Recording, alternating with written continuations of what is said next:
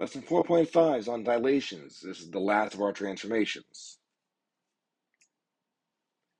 So dilations, this one I figured gets enlarged or reduced with respect to a fixed point. That's called the center of dilation. It has a scale factor, which tells you how much bigger or smaller it is. It's kind of like a shrink ray versus growth ray, right? If you Marvel fans, Ant-Man. Your scale factor, if I say, oh, Ant-Man grew by a scale factor of 10, that means he's 10 times bigger than he was. But everything changed. His arms, his fingers, his nose, everything is 10 times bigger. Not like his body grows 10 times and his head grows, half as big. That doesn't work that way. Your scale factor is a ratio, a fraction. I know you guys love fractions. And it's always the new length, so the image length, over the original length, or the pre-image length. So a couple things to remember here. Sometimes your center of dilation, which they call it C here, sometimes that point is actually on your shape still. If it is, then your new point is in the exact same spot as your original. Now, if your center of dilation is not on your shape, if it's at the origin or whatever, then the new point is going to be on the ray going from the center of dilation through the original point. Either way, your scale factor is always new length over original length.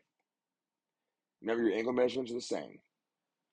So if your scale factor is more than 1, that's an enlargement. Should be kind of common sense here, right? If it's in between 0 and 1, that's a reduction. So here we want to find the scale factor. So if the safety pin's here, we want to find the new length, so CP prime, over the old length, CP. So 12 over 8, reduce that down as far as you can, and you get a scale factor of 3/2, which is an enlargement, because that's more than 1. Part B, again, CP prime over CP. The new length, however, is 18. The old length is 30, which reduces down to 3 over 5. So that is a reduction. And you can write your scale factor as a fraction, decimal, or percent. We usually just use fractions or decimals. Sometimes use percent.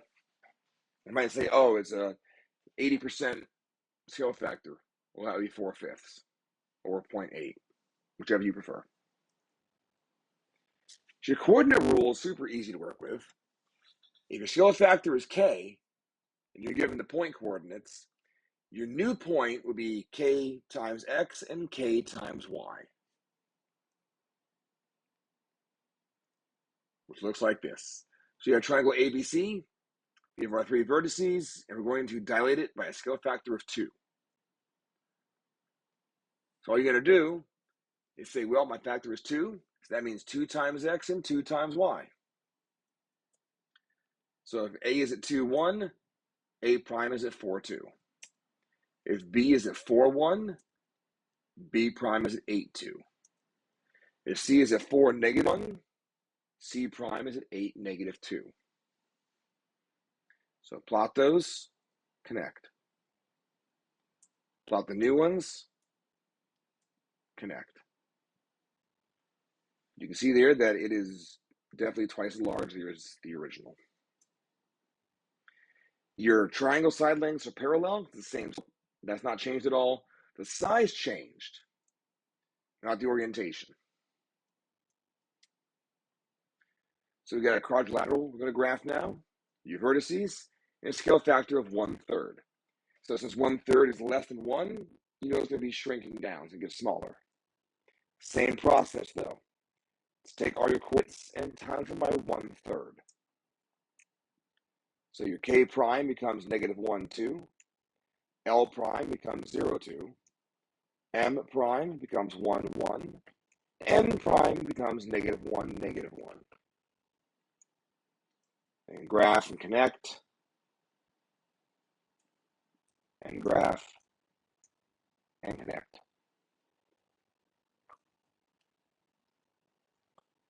So to construct these, super fast and easy.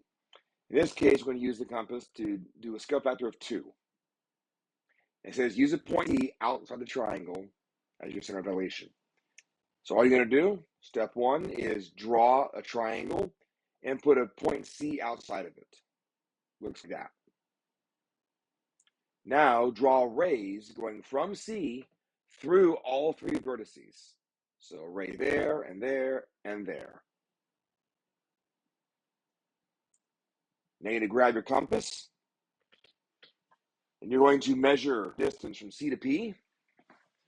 You're going to pick your compass up, put the pointy end at P, and mark, because that will be where P prime goes. And the same thing for C. Pointing it on C, other end on Q, pick it up, put it on Q, and then mark, and repeat again for CR.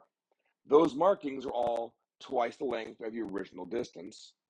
So you connect the dots, your U triangle. Now, scale factors can be negative numbers. I know you're excited to hear that. When this happens, your figure just rotates 180. So it gets bigger or smaller, and then it spins around 180 degrees. So all you have to do with this, instead of being k times x and k times y, it's negative k times x and negative k times y.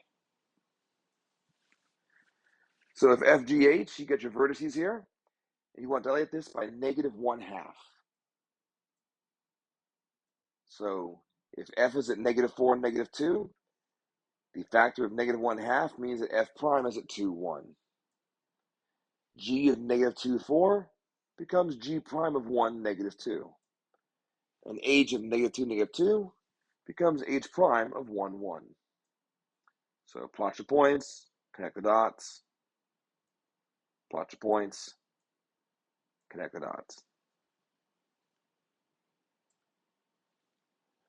Now to find your scale factors, very, very straightforward.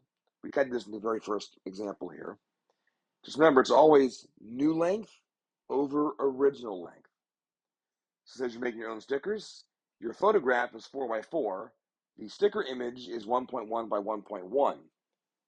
So your scale factor would be the new over the original, so sticker over photo. So 1.1 over 4. We don't leave decimals inside of fractions. So times that by 10 and get 11 over 40 as your scale factor. Sorry for you spider haters there. That's probably a jump scare for you, huh? That's a pretty good picture. So you're using a magnifying glass to show the image of an object and it becomes 6 times the actual size. So we want to know the length of the image of the spider as seen through the magnifying glass. So currently it's 1.5 centimeters, which is not quite an inch.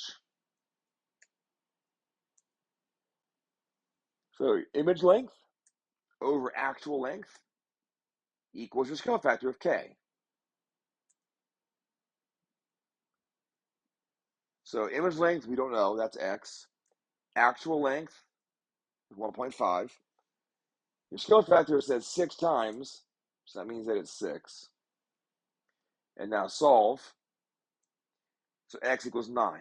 That means that the image, the magnifying glass, is 9 centimeters, which is almost 4 inches.